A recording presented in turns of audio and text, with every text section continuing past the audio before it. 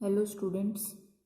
हमने last class में magnetic field के बारे में पढ़ा था कि magnetic field through a straight conductor आपने कैलकुलेट किया कि उसकी स्ट्रेंथ क्या किस किस के ऊपर डिपेंड करती है, डायरेक्शन किससे फाइंड आउट करते हैं।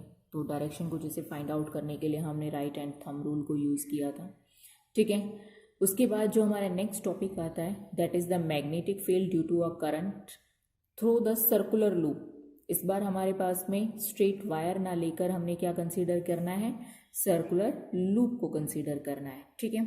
तो जब आपने स्ट्रेट वायर के लिए कैलकुलेट किया तो उसके अंदर क्या था कि आपने इसी तरीके से कोई वायर को कंसीडर किया है। ठीक है। तो कोई वायर है आपके पास जिसके अंदर से करंट फ्लो कर रहा है।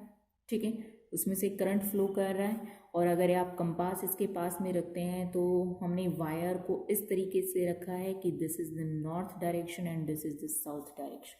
ठीक है कि ये उसका साउथ एंड नॉर्थ पोल है आपके पास में, एक तरीके से उसमें से आई करंट फ्लो हो रहा है। तब आपने इसके अराउंड मैग्नेटिक फील्ड लाइंस को ड्रॉ किया था। तो जब आपने मैग्नेटिक फील्ड लाइंस को ड्रॉ किया तो हमने ये स्टडी किया था कि जो मैग्नेटिक फील्ड लाइंस होती हैं वो हमेशा ही नॉर्थ पोल से जनरेट होती हैं और एंड कहाँ पर होती हैं, साउथ पोल के ऊपर आकर होती हैं। ठीक है। उसकी प्रॉपर्टीज़ में हमने ये भी पढ़ा था कि जो मैग्नेटिक फील्ड लाइंस होती हैं वो हमेशा ही क्लोज कंटिन्यूस कर्व होती हैं। ठीक है। तो जो एन से स्टार्ट होकर आपके पास में कहाँ जाएंगी, साउथ पोल पे। इस तरीके से आपने स्टडी किया था कि वो नॉर्थ से क्या होती हैं आपके पास में एक तरीके से जनरेट होती हैं एंड साउथ पोल पे एंड हो जाती हैं। ठीक है। तो यहाँ पर भी आपके पास में मैग्नेटिक फील्ड की डायरेक्शन अगर आप बनाना चाहें तो यही बनेंगी आपके पास में, आउटसाइड डायरेक्शन में रहेगा। बट अगर यहाँ पर आप ड्रॉ करना चाहते हैं इस तरीके से तो आपके पास में एरो का साइन ये रहेगा, आपके पास में इनसाइड रहेगा। ठीक है। अब हम क्या करते हैं कि जो ये वायर है इसी को मैं क्या करती हूँ यहाँ पर आपके पास में एक क्लोज लूप के तरीके से या फिर एक सर्कुलर लूप के तरीके से बना देते हैं। ठीक है। तो एक वायर को आप क्लोज सर्कल में तो चेंज कर ही सकते हैं, उसकी शेप को चेंज किया जा सकता है। ठीक है। तो यहाँ से आपके पास में अगर मैं उसे एक सर्कुलर लूप के तरीके से रखती हूँ, ये आपके पास में सर्कुलर लूप हो गया है। ठीक है। यहाँ से आपके पास में एक एंड आपके पास में करंट एंटर करेगा, दूसरे वहाँ से आपके पास में लीव करेगा, या फिर आपके पास में कोई भी सर्कल है तो उसके अंदर से सर्कल के अंदर एंटी क्लॉकवाइज या क्लॉकवाइज डायरेक्शन के अंदर करंट फ्लो करता है। उसी तरीके से आपके पास में ये कोई सर्कुलर लूप है तो इस सर्कुलर लूप के अंदर भी हमारे पास में क्या है, सेम हमने जो आप पहले कंसीडर किया हुआ है कि नॉर्थ एंड साउथ पोल, इसी के अकॉर्डिंग हम इसके अंदर भी मैग्नेटिक फील्ड को पढ़ रहे हैं। तो जैसे ही इसके अंदर से करंट आई फ्लो करेगा तब आपके पास में करंट आई के साथ में इस तरीके से डायरेक्शन है। तो यहाँ से आपके पास में इसके अंदर भी मैग्नेटिक फील्ड लाइंस क्या होंगी, जनरेट होना स्टार्ट हो जाती हैं। और इसका एक बेस्ट एग्जांपल होता है हमारी डेली लाइफ में, हमने घरों में यूज़ किए करते हैं, मोटर्स जो होती हैं उनके अंदर होता है। ठीक है। तो जो मोटर्स होती हैं उनमें आपने देखा होगा कि हम कहते हैं कि ये मोटर ज़्यादा बेस्ट है, ये नहीं है, ये ज़्यादा पावर की है। तो what is the reason behind, उनमें होता क्या है कि जो अंदर मोटर के अंदर जो सर्कुलर वायर्स लगी हुई होती हैं उनकी स्ट्रेंथ के ऊपर डिपेंड करता है। अगर आपके पास में वो नंबर ऑफ वायर जो सर्कुलर फॉर्म में होती हैं, ठीक है, सर्कुलर फॉर्म में होती हैं, वो अगर ज़्यादा होती हैं आपके पास में तो क्या होगा, इलेक्ट्रिक जो मोटर होती है उसके अंदर से आप जैसे ही करंट को फ्लो करवाओगे तो वहाँ से ज़्यादा मैग्नेटिक फील्ड डेवलप होगा और मोटर आपके पास में ज़्यादा पावर की कहलाती है। एक तरीके से उसकी मैग्नेटिक फील्ड या उसका मैग्नेटिज्म इंक्रीज हो जाता है एक तरीके से। ठीक है। अगर आपके पास में वही नंबर ऑफ सर्कल्स जो होते हैं वायर्स के वो कम होंगे तो वहाँ पर जब आप करंट उसके अंदर से फ्लो करवाओगे तो क्या होगा कि उसकी जो मैग्नेटिक फील्ड की स्ट्रेंथ होती है वो भी क्या रहेगी, आपके पास में कम ही रहेगी। ठीक है। तो अगर आपके पास में अगेन कोई सर्कुलर लूप है तो आपके पास में कोई सर्कुलर वायर है या कोई लूप है, ठीक है, और उसके अंदर से आपको मैग्नेटिक फील्ड लाइंस को पढ़ना है। तो यहाँ पर भी देखो आपके पास में मैग्नेटिक फील्ड लाइंस एक तरीके से क्या है, इसी तरीके से है, यहाँ से इंटर, यहाँ से आपके पास में लीव कर रही है। और अगर ये सर्कुलर है तो ये आगे चल के क्या होती जाएंगी, इसी तरीके से क्लोज होती हुई जाएंगी। और क्लोज होंगी तो लास्ट में आप इनको क्या कर सकते हैं, एक सर्कुलर फॉर्म में होंगी और वो सर्कुलर फॉर्म यही होगी आपके पास में, इस तरीके से रोटेट करेंगी। सेम यहाँ पर होगा आपके पास कि ये सर्कुलर कॉइल्स आपके पास में इस तरीके से हैं, ठीक है, इस तरीके से क्लोज होती हुई जाएंगी और लास्ट में आप इसको एक सर्कुलर फॉर्म में पढ़ेंगे तो ये होगा आपके पास में। देन डायरेक्शन क्या होगी, इस तरीके से जा रहा है और इधर टर्मिनेट हो रहा है, तो एरो का साइन यहाँ से स्टार्ट होके ऐसे एंड हो जाएगा आपके पास में। ठीक है, तो this is the magnetic field lines through the circular loop. ठीक है, आपने सेम वायर को कंसीडर किया था आपने, ठीक है, और वायर को किस तरीके से पुट किया है कि ये उसका नॉर्थ पोल और साउथ पोल आपने, जो आपके पास में कंपास होता है जब आप उसको फ्रीली छोड़ते हैं तो वो हमेशा नॉर्थ साउथ डायरेक्शन में इंडिकेट करेगा। हमने उसी फॉर्म में हमने वायर्स को रखा और उसके अंदर से आई करंट जब फ्लो हो रहा था तो हमने मैग्नेटिक फील्ड लाइंस को ड्रॉ किया। ठीक है, फिर हमने उसी वायर को किस फॉर्म में रखा है, सर्कुलर फॉर्म में, एंड देन हमने उसके अंदर से आपने क्या पढ़ा, मैग्नेटिक फील्ड लाइंस को पढ़ा। अगेन अगर यहाँ पर आपके पास में क्या कैलकुलेट करना पड़े कि जो स्ट्रेंथ होती है आपके पास में वो किसके ऊपर डिपेंड करती है। ठीक है, कि जो मैग्नेटिक फील्ड है, मैग्नेटिक फील्ड जिसको आपने बी से, तो मैग्नेटिक फील्ड का मैग्नीट्यूड भी होगा और इसकी डायरेक्शन भी होगी। तो फर्स्ट ऑफ हम बताते हैं कि इसकी डायरेक्शन कैसे कैलकुलेट करेंगे आप। अगेन आपने यहाँ पर वायर के केस के अंदर भी आपने कैसे कैलकुलेट किया था, बाय द राइट हैंड, किसे कैलकुलेट किया था, राइट हैंड थंब रूल से कैलकुलेट किया था। और यहाँ पर भी आप डायरेक्शन को कैसे कैलकुलेट करेंगे, राइट हैंड थंब रूल से। और राइट हैंड थंब रूल यहाँ पर क्या कहता था कि अगर आपके पास में जो थंब है, ठीक है, जो थंब आपका होता है अगर वो किसकी डायरेक्शन में इंडिकेट करता है, करंट की डायरेक्शन में इंडिकेट करता है। फॉर एग्जांपल आपने ये देखा था कि अगर आपका थंब किसकी डायरेक्शन में, आई की डायरेक्शन में इंडिकेट करता है तो जो कर्ल फिंगर होती हैं आपकी, कर्ल जो करेंगे आप, अगर ये आपकी करंट की डायरेक्शन में है तो ये किसकी डायरेक्शन को बताती हैं, मैग्नेटिक फील्ड की डायरेक्शन को बताती हैं। ठीक है, जो कर्ल फिंगर होती हैं, तो यहाँ पर आपने थंब को करंट की डायरेक्शन में रखना है, तो जो कर्ल फिंगर होंगी आपके पास में वो किसकी डायरेक्शन को बताएंगी, मैग्नेटिक फील्ड की डायरेक्शन को बताती हैं। ठीक है, अब हमें कैलकुलेट करना है कि मैग्नेटिक फील्ड की जो स्ट्रेंथ होती है, ठीक है, वो आपके पास में किस किस फैक्टर्स के ऊपर डिपेंड करती है, या मैग्नेटिक फील्ड का जो मैग्नीट्यूड होगा वो किसके ऊपर डिपेंड करेगा। ठीक है, तो स्ट्रेट वायर के केस में आपने कहा था कि जो मैग्नेटिक फील्ड का जो मैग्नीट्यूड है वो किसके ऊपर डिपेंड करता है, that is directly proportional to the current. और इसी का एग्जाम्पल बताया था कि जो इलेक्ट्रिक मोटर होती है आपके घरों में यूज़ करते हैं हम, उसमें से जैसे ही आपके पास में करंट ज़्यादा आएगा आपके पास में तो उतना ही आपके पास में मैग्नेटिक फील्ड क्या होगा, ज़्यादा होगा। ठीक है, देन सेकंड है आपके पास में कि जो आपके पास रेडियस होती है, ठीक है, आपके पास में रेडियस ऑफ द सर्कल के बारे में पढ़ रहे हैं, सर्कुलर लूप है आपके पास में, तो सर्कुलर लूप का जो रेडियस होगा उसकी क्या होती है, इन्वर्सली प्रोपोर्शनल होती है। और आपने स्ट्रेट वायर के केस में पढ़ा था कि जैसे ही आप कंपास नीडल को दूर रखेंगे या जैसे डिस्टेंस ज़्यादा करेंगे आपके पास में तो मैग्नेटिक फील्ड क्या हो जाएगा, अगर ये लार्ज है तो ये स्मॉल हो जाएगा, क्योंकि ये इन्वर्सली प्रोपोर्शनल आता है आपके पास में, डिफ्लेक्शन वहाँ पर कम या ज़्यादा शो होगा।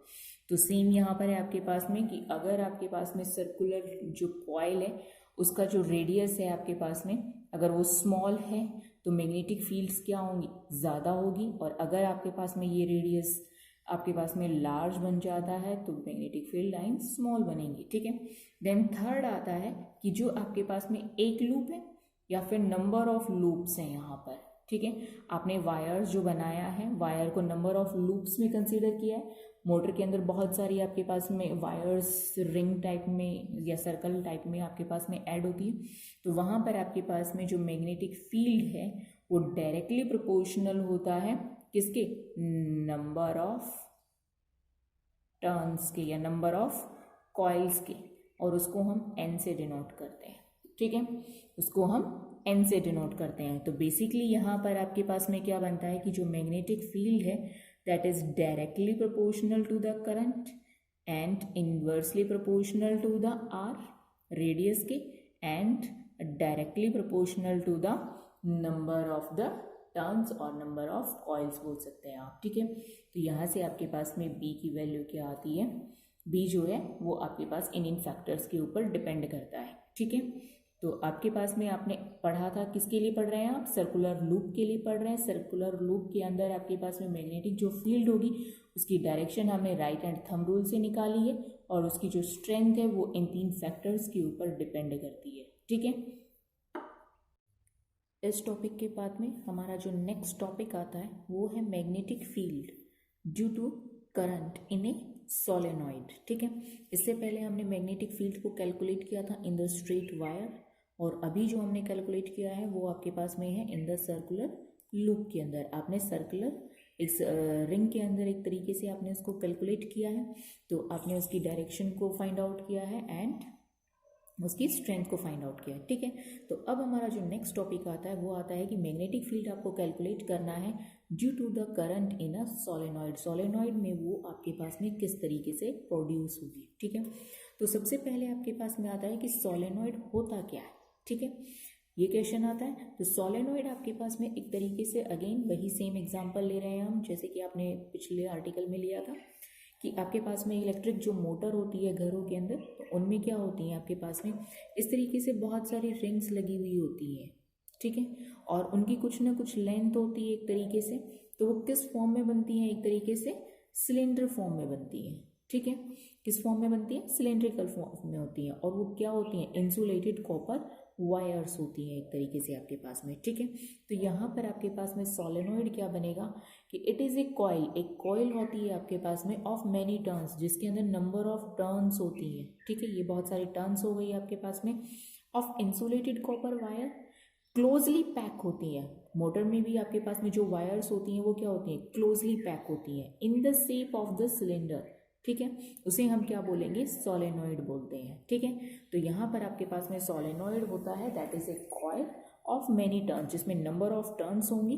किसका बना हुआ होता है, इंसुलेटेड कॉपर वायर्स का बना हुआ होता है, और जो टर्न्स होती हैं और वो जो कॉपर वायर्स की वो क्या होती है, क्लोजली पैक होती है in the shape of the cylinder. तो इस तरीके से आप बना सोलेनॉइड को रिप्रेजेंट कर सकते हैं। This is the solenoid. ठीक है, अब आपको क्या करना है, इसमें मैग्नेटिक फील्ड को फाइंड आउट करना है कि वो कैसे प्रोड्यूस होगी जब हम इसमें से करंट को फ्लो करवाते हैं। ठीक है, तो आपने क्या कंसीडर किया है, हमने सबसे पहले एक क्या किया, सोलेनॉइड कंसीडर किया। इस सोलेनॉइड को हमने सर्किट के साथ में ऐड किया है। आपने यहाँ पर एक बैटरी यूज़ की है, की यूज़ किया। ठीक है, तो जैसे ही आपके पास में बैटरीज की पोलैरिटीज आपके पास में प्लस एंड माइनस है, तो आपके पास में पोलैरिटीज़ के अकॉर्डिंग आपके पास करंट की डायरेक्शन क्या होगी, नेगेटिव टू पॉजिटिव। तो ये आपके पास में करंट की डायरेक्शन है। ठीक है, एरो आपके पास में इस डायरेक्शन में करंट इस तरीके से फ्लो कर रहा है आपके पास में। अगर इस करंट की डायरेक्शन को आप बोलें तो ये किस डायरेक्शन में है, क्लॉकवाइज डायरेक्शन है या एंटी क्लॉकवाइज। क्लॉक हमारे पास में इस तरीके से मूव करती है, तो करंट भी आपके पास सर्किट में इस तरीके से मूव कर रहा है।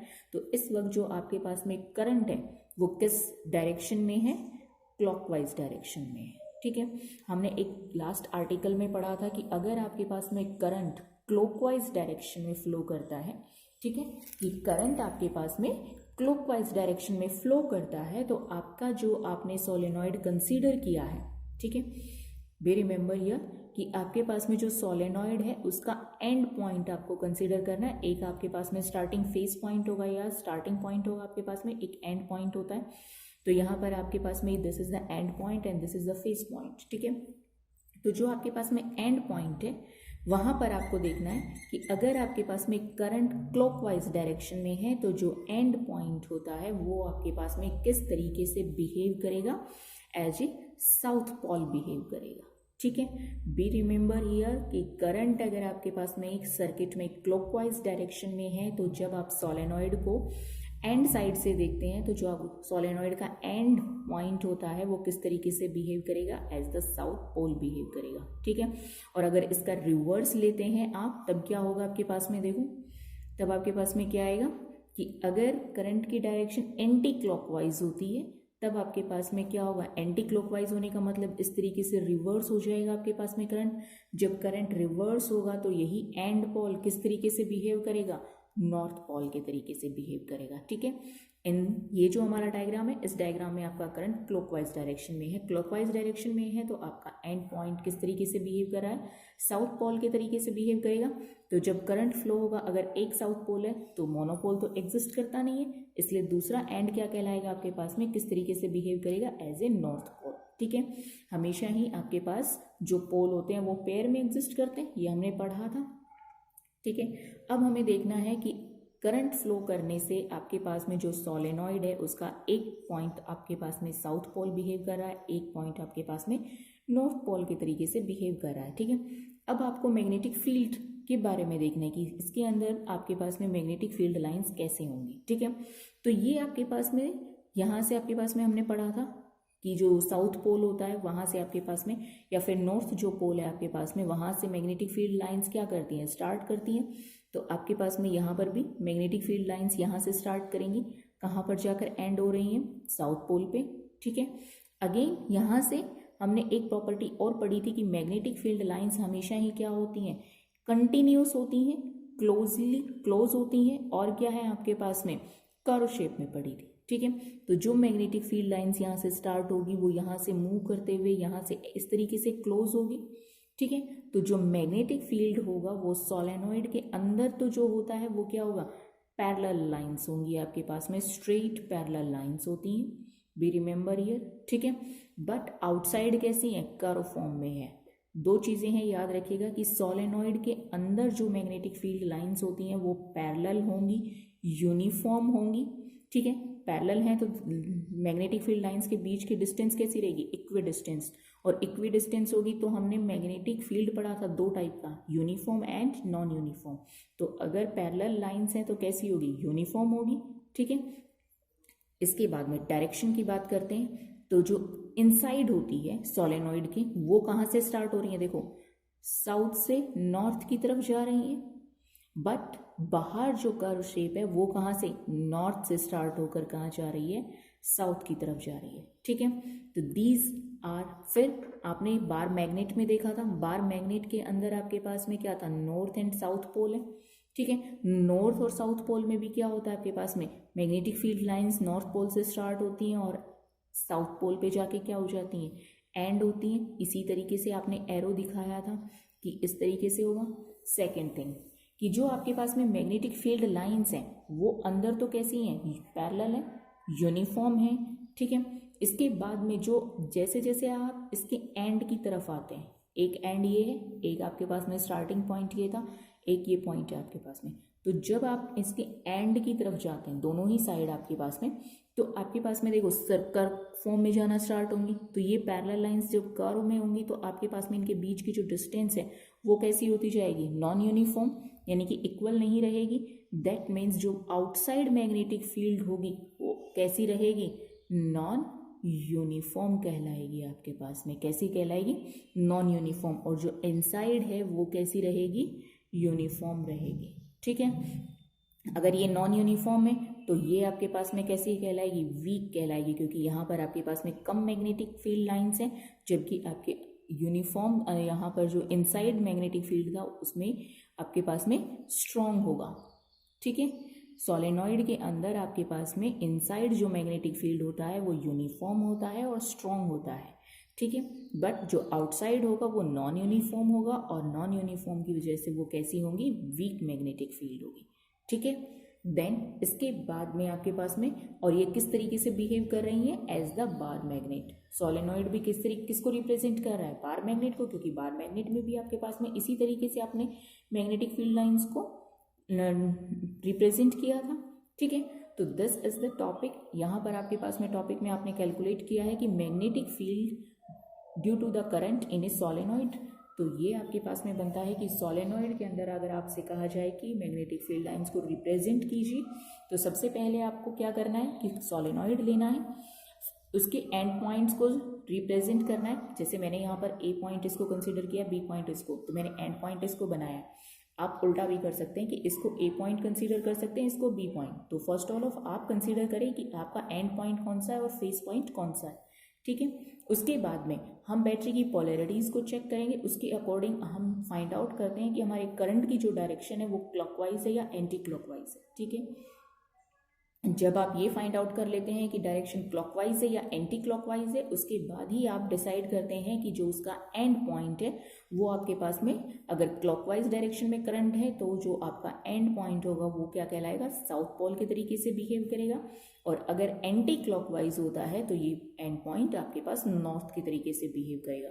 तो अगर एक पॉइंट आप फाइंड आउट कर लेते हैं कि फॉर एग्जांपल यहाँ पर आपने ये पॉइंट फाइंड आउट कर लिया है कि ये एंड आपके पास साउथ पोल के तरीके से बिहेव करा है, तो दूसरा एंड किस तरीके से बिहेव करेगा, as a north pole behave करेगा। ठीक है, जब आपने नॉर्थ एंड साउथ पोल दोनों के दोनों डिफाइन कर लिए हैं, then you and represent the magnetic field lines, आप उसके अंदर मैग्नेटिक फील्ड लाइंस को रिप्रेजेंट कर सकते हैं। ठीक है, यहाँ पर दो पॉइंट्स आपके पास में मेन है। फर्स्ट है, अगर आपके पास में करंट क्लॉकवाइज डायरेक्शन में है तो जो एंड पॉइंट होगा वो आपके पास में साउथ पोल के तरीके से बिहेव करता है, और अगर करंट एंटी क्लॉकवाइज डायरेक्शन में है तो आपका एंड पॉइंट किस तरीके से बिहेव करता है, as a north pole behave करता है। ठीक है, अब आपके पास में नेक्स्ट आता है कि व्हाट आर द कैरेक्टरिस्टिक्स। ठीक है, नेक्स्ट आपके पास में इसी में आता है कि कैरेक्टरिस्टिक्स क्या होंगी आपके पास में of magnetic field due to the current carrying solenoid. अभी आपने टॉपिक कंसेप्ट पढ़ा है, तो इस टॉपिक के अकॉर्डिंग आपके पास में क्या क्या आपके पास में हो रही थी कैरेक्टरिस्टिक्स निकल कर आ रही हैं। पहला पॉइंट बनता है कि inside the solenoid magnetic field कैसा है, यूनिफॉर्म है एंड स्ट्रॉन्ग है। तो आपके पास फर्स्ट कैरेक्टरिस्टिक्स हो जाएगी आपके पास कि inside the solenoid magnetic field is uniform and the strong. ठीक है, दूसरा आप यहाँ पर लिख सकते हैं कि जो बी की वैल्यू है या मैग्नेटिक फील्ड को लिखा हुआ है, तो मैग्नेटिक फील्ड इनसाइड आपके पास में क्या करेगी, डिक्रीज होना, यहाँ पर तो आपने कहा स्ट्रॉन्ग है बट डिक्रीज होना स्टार्ट हो जाती है as we move towards the end of the solenoid, क्योंकि यहाँ पर वो कर्व फॉर्म में जाना स्टार्ट हो जाती है जैसे जैसे आप एंड की तरफ आओगे। तो यहाँ पर जो मैग्नेटिक फील्ड होगा वो कैसा होगा, वीक कहलाएगा। ठीक है, तो आउटसाइड आपके पास में कैसा होता है, वीक मैग्नेटिक फील्ड होता है, और या फिर आप ये कह सकते हैं कि जैसे जैसे आप इनसाइड से आउटसाइड या एंड की तरफ मूव करते हैं तो मैग्नेटिक फील्ड की जो वैल्यू है वो डिक्रीज करना स्टार्ट कर देती है। ठीक है, देन आपके पास में थर्ड पॉइंट आता है कि inside the solenoid magnetic field कहाँ से कहाँ होता है कि डायरेक्शन क्या होती है, साउथ टू नॉर्थ होती है, ऐसे ही जा रही है आपके पास में। ठीक है, देन आउटसाइड कैसी है, नॉर्थ से कहाँ जा रही है, साउथ। वे रिमेंबर, जैसे आपने बार मैग्नेट में याद किया हुआ है, तो बार मैग्नेट में आपने आउटसाइड याद किया हुआ है कि नॉर्थ से साउथ हमेशा ही ये वाला याद किया हुआ है, तो आप इसी को याद रखें। देन इनसाइड लिखना है तो just opposite of this outside, वहां पर क्या होगा, साउथ टू नॉर्थ रहेगा। इसी तरीके से तो एंड होगा ही। ठीक है, देन यहाँ पर फोर्थ प्रॉपर्टी आती है आपके पास में, या फोर्थ कैरेक्टरिस्टिक्स आती है कि जो मैग्नेटिक फील्ड है outside the solenoid is non uniform and weak. ठीक है, फर्स्ट पॉइंट में आपने लिखा था यहाँ पर कि मैग्नेटिक फील्ड जो था वो आपके पास में इनसाइड के लिए लिखा था वो यूनिफॉर्म था और स्ट्रॉन्ग था, बट आउटसाइड कैसा होगा, नॉन यूनिफॉर्म एंड वीक होगा। ठीक है, इसके बाद में नेक्स्ट कैरेक्टरिस्टिक्स आती है कि जो magnetic field lines for the solenoid आपने रिप्रेजेंट की हैं वो किस तरीके से बिहेव करती हैं, एज ए बार मैग्नेट। ठीक है, तो वो आपके पास में किस तरीके से बिहेव करती हैं, as a bar magnet. Bar magnet में रिप्रेजेंटेशन देखिए और सोलेनॉइड के अंदर भी आपने रिप्रेजेंटेशन देखा, दोनों रिप्रेजेंटेशन कैसी हैं, सेम है। ठीक है, इसलिए आप क्या लिख सकते हैं कि जो मैग्नेटिक फील्ड है लाइंस है या मैग्नेटिक फील्ड जो है for the solenoid and the bar magnet are the same. ठीक है, तो this topic is complete here. और ये टॉपिक क्या था आपके पास में कि मैग्नेटिक फील्ड आपने पढ़ा है किसके लिए, for the current carrying solenoid के लिए। ठीक है, हमने सोलेनॉइड के अंदर मैग्नेटिक फील्ड तो पढ़ लिया। ठीक है, अब हमें सोलेनॉइड के अंदर मैग्नेटिक फील्ड क्यों पढ़ा, what is the use of the solenoid, solenoid का क्या यूज है। ठीक है, हम इसकी स्टडी कर क्यों रहे हैं। ठीक है, ये पॉइंट आता है। तो सोलेनॉइड का यूज कहाँ होता है, देखो सोलेनॉइड आपके पास में क्या था कि कॉपर वायर्स थी जिसको आपने क्या किया हुआ है, क्लोजली पैक्ड है, किस फॉर्म में था, सिलेंड्रिकल फॉर्म में है, इस तरीके से आपके पास में। ठीक है, यही आपके पास में सोलेनॉइड है। तो आप क्या करते हैं कि जब इसके अंदर से करंट फ्लो करवाते हैं तो इसमें मैग्नेटिक फील्ड प्रोड्यूस होती है। ठीक है, अब हम क्या करते हैं कि इसके अंदर सिलेंड्रिकल फॉर्म है, तो आपके पास आउटसाइड तो क्या है, कर्व है इस तरीके से। तो कर्व के अंदर आप क्या रख सकते हैं, कोई भी सॉफ्ट आयरन रख सकते हैं। ये आपके पास में मैं ये कह सकती हूँ सॉफ्ट आयरन की आपके पास में कुछ पीसेज रखे हुए हैं, जो आपके पास ये लाइंस हैं, ये आपके पास में कुछ आयरन पीसेज रखे हुए हैं इसके अंदर। ठीक है, तो आप इसको इस तरीके से भी रिप्रेजेंट कर सकते हैं कि कोई वायर है आपके पास में। ठीक है, और इसके ऊपर आपने कॉपर की जो इंसुलेटेड कॉपर की जो आपके पास में वायर्स है उसको इस तरीके से पैक किया हुआ है। ठीक है, इस तरीके से भी बना सकते हैं, या फिर आपके पास में जो ये हेलिकल शेप है इसके अंदर आप इसको आयरन पीसीस को इस तरीके से इंसर्ट कर सकते हैं। ठीक है, तो क्या होगा, जैसे ही इसके अंदर से करंट फ्लो करेगा तो सोलेनॉइड के अंदर क्या होगा, इनसाइड एंड आउटसाइड दोनों ही क्या प्रोड्यूस होगी, मैग्नेटिक फील्ड प्रोड्यूस होगी। और अगर मैग्नेटिक फील्ड अगर प्रोड्यूस होगी तो क्या होगा, वहां पर आपके पास में मैग्नेटिक फील्ड की वजह से मैग्नेटिक इफेक्ट आता है। वहां पर क्या आएगा, मैग्नेटिक इफेक्ट आएगा, और उसकी वजह से आपके पास में जो सॉफ्ट आयरन है वो आपके पास में क्या हो जाता है, मैग्नेटाइज्ड हो जाता है। ठीक है, अगर वो मैग्नेट की तरह बिहेव करना स्टार्ट कर देता है। ठीक है, और इस टाइप से जो मैग्नेट जो बनता है आपके पास में, हम उसे इलेक्ट्रोमैग्नेट, क्योंकि वो इलेक्ट्रिक करंट की वजह से बन रहा है इसलिए हम उसे इलेक्ट्रोमैग्नेट कहते हैं। ठीक है, हमने स्टार्टिंग में पढ़ा था मैग्नेट कितने टाइप का होता है, तो वहां पर आपने नेचुरल और आर्टिफिशियल पढ़ा था। तो ये आप खुद बना रहे हैं, दैट मीन्स ये किसका एग्जाम्पल है, आर्टिफिशियल एग्जाम्पल है आपके पास में, आर्टिफिशियल मैग्नेट का। ठीक है, तो इलेक्ट्रोमैग्नेट्स इलेक्ट्रिक करंट की वजह से बना रहे हैं। जैसे ही आपने सोलेनॉइड में से करंट को फ्लो करवाया तो वहां पर मैग्नेटिक फील्ड प्रोड्यूस होगी, और due to that soft iron है वो मैग्नेटाइज्ड हो जाता है, और इस टाइप से जो मैग्नेट बनता है उसे हम इलेक्ट्रोमैग्नेट कहते हैं। ठीक है, तो आपके पास में अगर मैं कहूँ कि इलेक्ट्रोमैग्नेट होता क्या है, तो इसकी डेफिनेशन एक तरीके से आपके पास में क्या बनती है आपके पास, कि अगर आपके पास में व्हेन सॉफ्ट आयरन पीसेस या सॉफ्ट आयरन बार, कोई भी बार है आपके पास में, is placed inside solenoid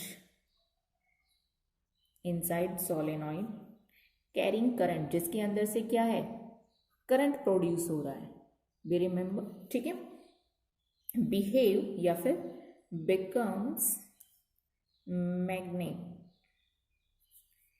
as long as current flow, ठीक है, is called electromagnet। क्या लिखा, when soft iron bar, आपके पास में सॉफ्ट आयरन बार थे। ठीक है, बहुत सारी बार्स हैं आपके पास में, या फिर एक को ही अगर आपको मैग्नेटाइज करना है तो आप एक बार भी वहां पर यूज कर सकते हैं इस तरीके से। ठीक है, तो when soft iron bar is placed inside the solenoid, solenoid के अंदर रखा हमने, कैरिंग करंट, इसके अंदर से करंट फ्लो करवाया, बिकम मैग्नेट, तो मैग्नेटिक फील्ड प्रोड्यूस होगी, और उसकी वजह से जो आयरन पीसीज है या आयरन बार है वो क्या हो जाती है, मैग्नेट की तरह बिहेव करती है। पर कब तक करेगी, as long as current flow through it, जब तक उसमें से आप करंट फ्लो करवा रहे हैं, ओनली एंड ओनली तब तक वो आपके पास में मैग्नेटिक फील्ड या मैग्नेट की तरह बिहेव करेगी। ठीक है, जैसे ही आप करंट की जो वैल्यू है, ओके, तो मैग्नेटिक हम ये कह सकते हैं कि जो इलेक्ट्रोमैग्नेट है उसकी स्ट्रेंथ, एक तरीके से कि इलेक्ट्रोमैग्नेट की स्ट्रेंथ किसके ऊपर डिपेंड करेगी। ठीक है, नेक्स्ट हम ये पढ़ लेते हैं कि जो आपके पास में स्ट्रेंथ है इलेक्ट्रोमैग्नेट की वो किसके ऊपर डिपेंड करेगी आपके पास में। ठीक है, तो बताइए यहाँ पर कि आपके पास में किस किस के ऊपर डिपेंड करेगी। देखो, करंट फ्लो होगा तभी मैग्नेटिक फील्ड होगा, तो मैग्नेटिक फील्ड किसके डायरेक्टली प्रोपोर्शनल है, करंट के डायरेक्टली प्रोपोर्शनल है। अगर आप करंट इंक्रीज करते हैं तो मैग्नेटिक फील्ड भी इंक्रीज होता है। ठीक है, अगर करंट डिक्रीज करेगा तो मैग्नेटिक फील्ड भी डिक्रीज करेगा, और अगर मैग्नेटिक फील्ड आपके पास में इंक्रीज करता है तो ज़्यादा मैग्नेटाइज्ड होगी बार, मैग्नेट आपके पास में ये जो बार है आपने प्लेस किया था वो।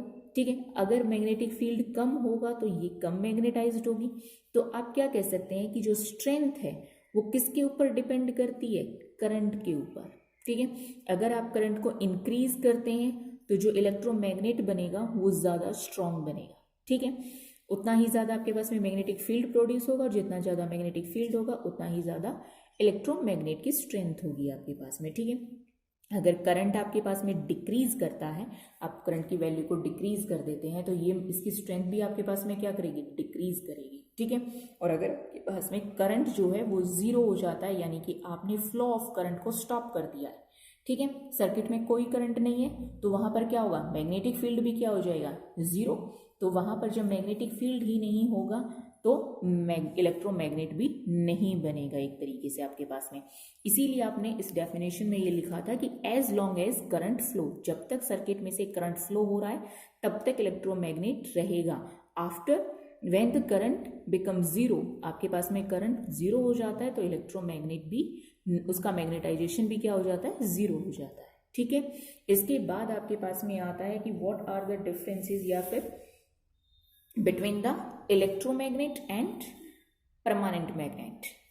दो टाइप के मैग्नेट हैं आपके पास में, इलेक्ट्रोमैग्नेट और दूसरा है आपके पास में परमानेंट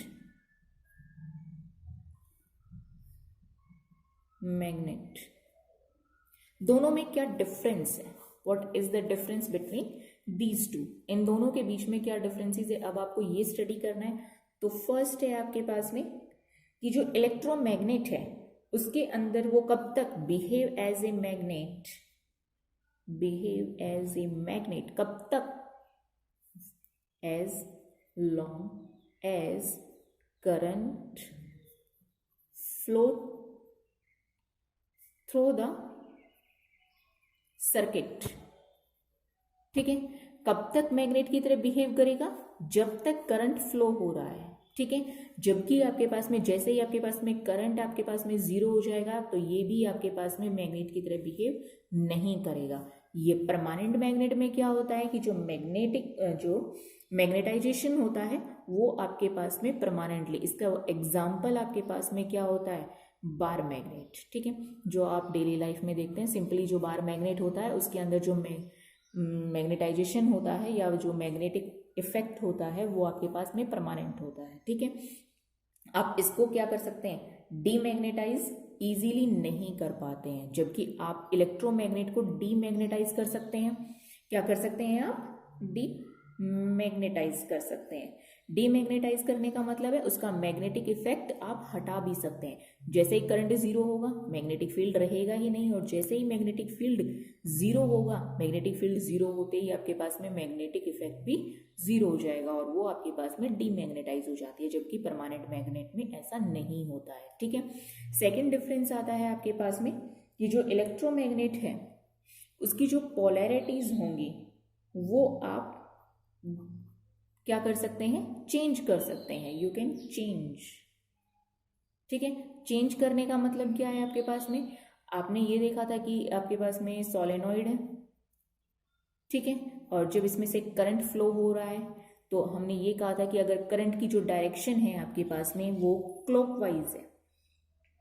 ठीक है, करंट आपके पास में क्या है, क्लॉकवाइज डायरेक्शन में है, तो आपके पास में अगर ये पॉइंट एंड पॉइंट है और ये फेस पॉइंट है आपके पास में, तो ये किस तरीके से बिहेव करेगा, as a south pole behave करेगा। ठीक है, और अगर करंट की डायरेक्शन एंटी क्लॉकवाइज है तो ये किस तरीके से बिहेव करेगा, एंटी क्लॉकवाइज के केस में नॉर्थ पोल के तरीके से। यानी कि अगर आप करंट की डायरेक्शन को रिवर्स करते हैं तो आपके पास में पोलैरिटीज भी चेंज हो जाती हैं, नॉर्थ और साउथ पोल को आप चेंज कर सकते हैं यहाँ पर।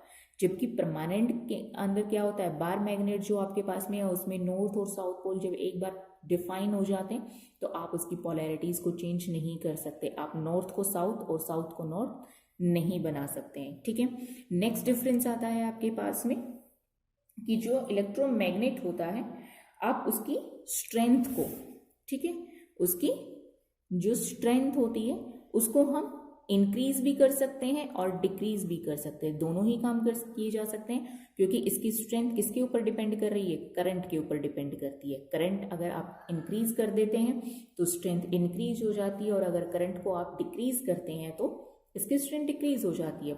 जबकि आपके पास में परमानेंट मैग्नेट में क्या होता है कि परमानेंट जो मैग्नेट होती हैं वो आपके पास में वीक मैग्नेट होती हैं। ठीक है, और आप उसकी स्ट्रेंथ को चेंज नहीं कर सकते। ठीक है, क्यों, क्योंकि वो करंट के ऊपर तो डिपेंड करती नहीं है। अगर करंट पे डिपेंड करती तो हम उसकी स्ट्रेंथ को इंक्रीज या डिक्रीज कर सकते थे। तो ये आपके पास में परमानेंट है, तो जितना मैग्नेटिक इफेक्ट है उसका वो उतना ही रहेगा, वो चेंज नहीं होगा। तो these are the differences between the electromagnet and the permanent magnet. ठीक है।